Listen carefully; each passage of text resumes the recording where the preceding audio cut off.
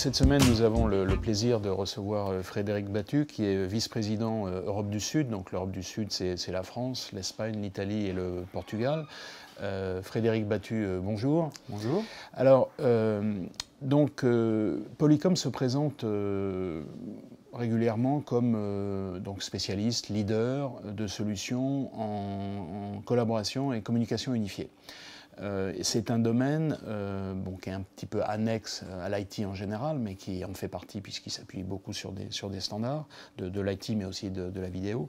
C'est un domaine dans lequel il y a des vocabulaires qui ne sont pas très explicites, téléprésence, visioconférence, vidéoconférence. Est-ce que vous pourriez préciser un petit peu tout ça pour dire en fait qui vous êtes ? Oui, bien sûr. Tout d'abord, merci beaucoup pour votre accueil. Donc effectivement, la marque de fabrique de Polycom, c'est que nous sommes un spécialiste mondial de la collaboration. Et ce, depuis le premier jour, donc depuis 26 ans maintenant. Donc vous avez raison, il y a beaucoup de vocabulaire qui circule un peu partout. Il est important de repréciser effectivement quels en sont les termes. On appelle téléprésence des grandes salles des réunions qui sont designées principalement pour les boards des grandes entreprises, souvent multinationales. On dénomme visioconférence ou vidéoconférence, c'est le même terme, des équipements qui sont beaucoup plus utilisés dans des salles de réunion standards. Et à la fin du la mission de Polycom est de proposer en fait une large gamme de solutions de communication qui va permettre à l'ensemble des collaborateurs d'une entreprise de collaborer en interne comme en externe avec ses interlocuteurs. Alors, en 2016, il y a eu pas mal d'événements dans l'entreprise. Vous avez été racheté successivement par Mitel Networks, puis après ça a été par un groupe d'investissement Ceres Capital, et puis vous avez un nouveau CEO. Donc une actualité, je dirais, un petit peu mouvementée, et je suppose que pour vous c'est l'occasion d'un nouveau départ.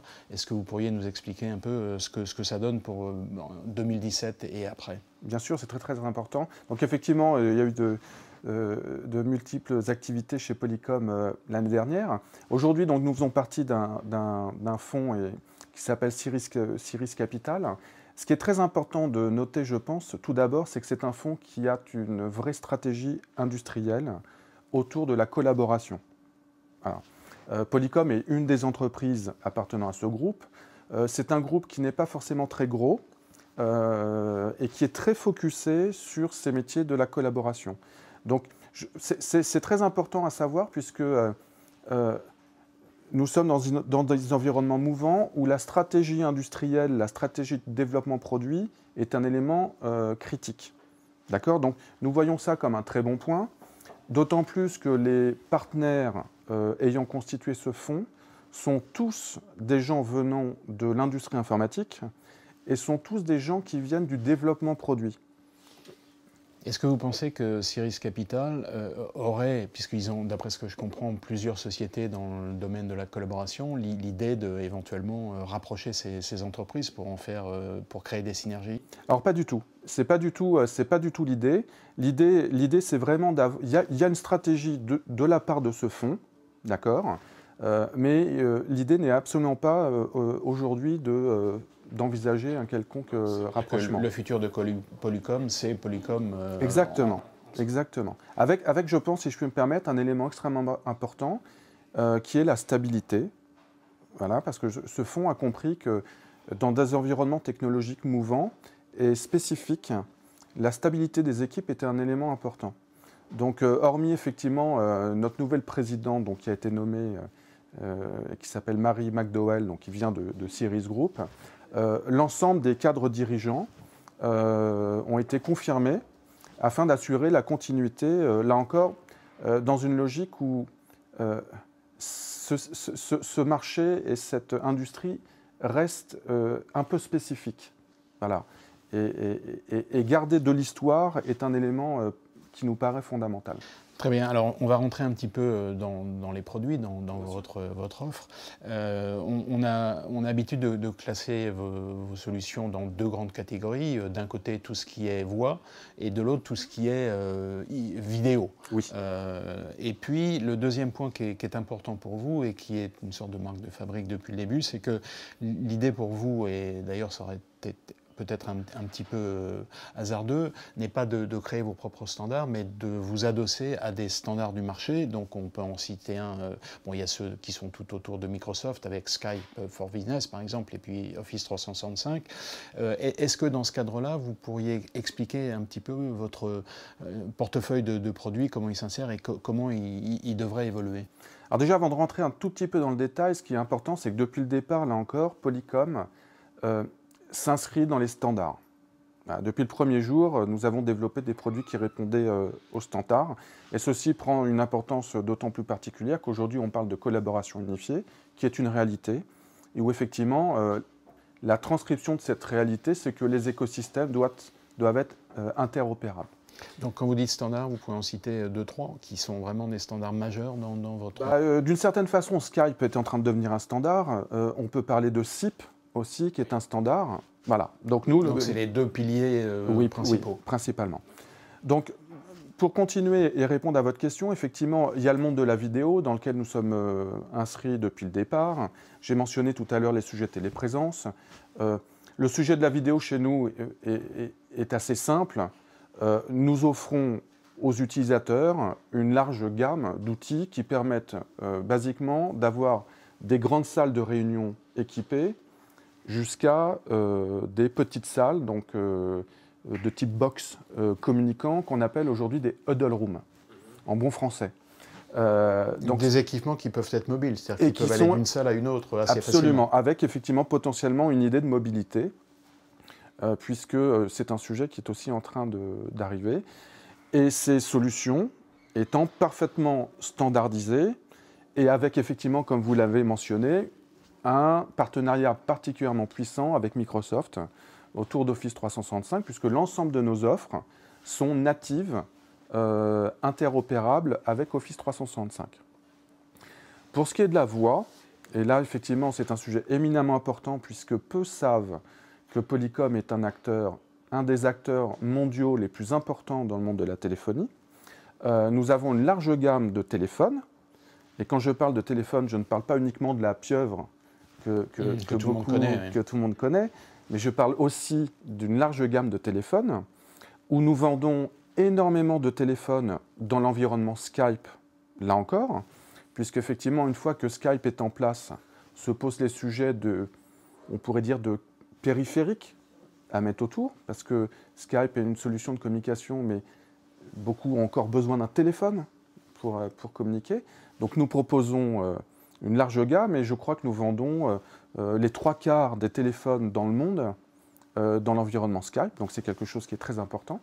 Et nous avons également un partenariat très fort avec une société qui s'appelle Broadsoft, qui permet d'offrir à nos clients une téléphonie, mais dans un monde service, dans une approche de service. Et si on devait faire une analogie, probablement dans le modèle équivalent au téléphone mobile que nous connaissons. Alors, en fait, il y a vraiment ces deux catégories, voix d'un côté, image, vidéo de l'autre. Oui. Et si on fait une analogie assez simple, bon, il y a eu le téléphone, et il y a eu la radio, si je puis dire, et puis après, il y a eu la télévision. Et on pensait que la télévision allait remplacer la radio, puis en fait, non, les deux vivent de manière sont tout aussi présentes. Finalement, c'est un peu le même phénomène pour vous. C'est-à-dire que tout ce qui est produit voix va à un avenir très, très important. On n'a pas toujours besoin de la vidéo.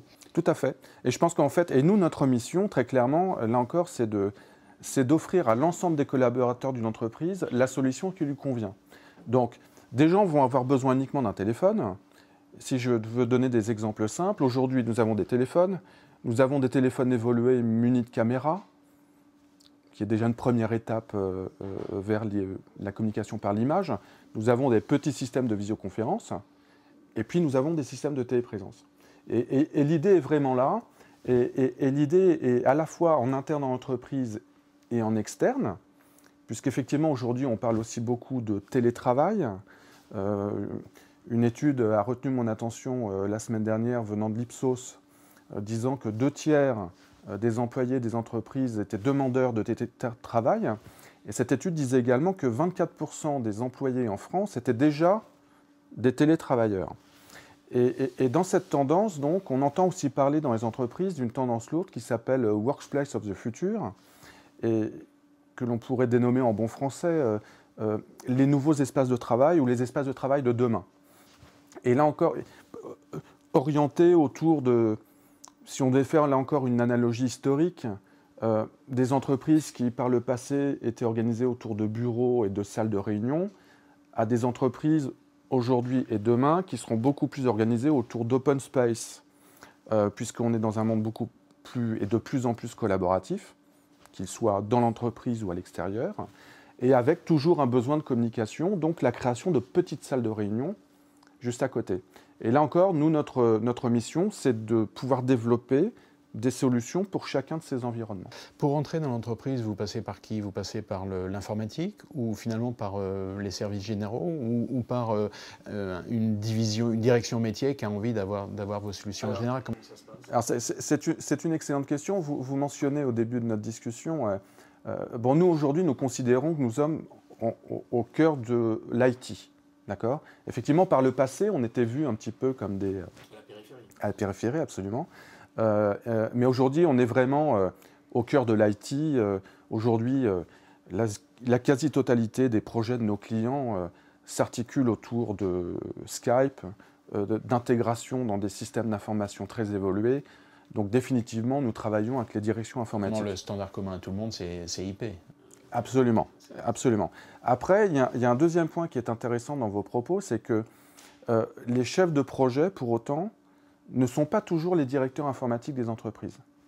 Et on voit un certain nombre de projets dont, bien évidemment, les directeurs informatiques ou directeurs de systèmes d'information sont partie prenante, mais où le chef de projet est un patron métier. Donc, sans les nommer, nous avons eu plusieurs projets où le chef de projet était le DRH d'un groupe, parce qu'il considérait que cette technologie allait apporter beaucoup aux employés de son entreprise. On a récemment équipé une grande entreprise où le chef de projet était en fait le patron de la business transformation de l'entreprise. Voilà. Bien évidemment, là encore, le DSI est toujours impliqué. Ouais, finalement, on parle aujourd'hui beaucoup de transformation numérique et c'est finalement un domaine qui réunit à la fois l'informatique et puis les métiers. Et finalement, vous êtes vraiment dans cette tendance-là. Ouais. Le dernier point que je voudrais évoquer avec vous, c'est, vous savez, dans les écoles de commerce, on fait souvent deux grandes catégories pour les produits. Il y a les produits qui sont en bon français nice to have, donc ça veut dire que c'est bien, c'est intéressant. Et puis il y a les produits qui sont must have, c'est vraiment les produits qu'il faut avoir. Est-ce que les solutions Polycom ne se trouve pas dans la première catégorie, c'est-à-dire que ce que vous vendez, c'est très intéressant, c'est de bonne qualité, ça apporte des choses qui sont tout à fait intéressantes pour l'entreprise. Mais est-ce que le fait que ce soit, je ne veux pas dire superflu, mais qui vienne en plus, ce ne soit pas un peu difficile comme argumentaire pour mettre dans les entreprises? Bah écoutez, vous m'avez offert deux possibilités de réponse déjà, et je vous apporterai la troisième. La première, c'est votre image sur la radio et la télévision, qui a bien prouvé qu'au final, on avait besoin des deux. Le nice to have et ce que vous avez également dit sur Polycom tout à l'heure, en disant que vous étiez un peu en dehors, et puis au final... voilà. Périphérie, revenir au cœur avec... oui. Voilà, moi je pense que, et c'est ce que nous entendons, c'est pas Polycom, c'est ce que nous disent nos clients et nos futurs clients, c'est que la demande des employés et donc des utilisateurs internes des entreprises sont les premiers demandeurs. Voilà, je peux revenir sur cette étude de l'Ipsos. Quand 2/3 des salariés en France demandent ou seraient intéressés par faire du télétravail, il est évident que cela génère des besoins en communication. Donc nous, notre vision, c'est que bien évidemment, notre offre va jour après jour devenir encore plus des must-have, parce que c'est une demande de la part des employés, pour des raisons de qualité de travail, par exemple, Mais dans cette logique de qualité de travail, il y a aussi des logiques d'optimisation. Avant de venir, j'avais une de mes collaboratrices qui m'expliquait qu'elle était bloquée chez elle parce que ce matin, en périphérie de Paris, il faisait très froid et il y avait beaucoup de verglas. Et elle est équipée d'une solution de visioconférence. Donc plutôt que de rester chez elle bloquée, avec son outil, elle va pouvoir réaliser sa journée de travail. Et puis bien évidemment, l'environnement économique ne nous donne que raison. Parce que nous avons, à l'évidence, avec l'ensemble de nos solutions, des gains de productivité à apporter aux entreprises qui sont évidents. Très bien. Bah, écoutez, je crois qu'on a fait un tour assez complet. Frédéric Battu, merci beaucoup. Merci de votre accueil.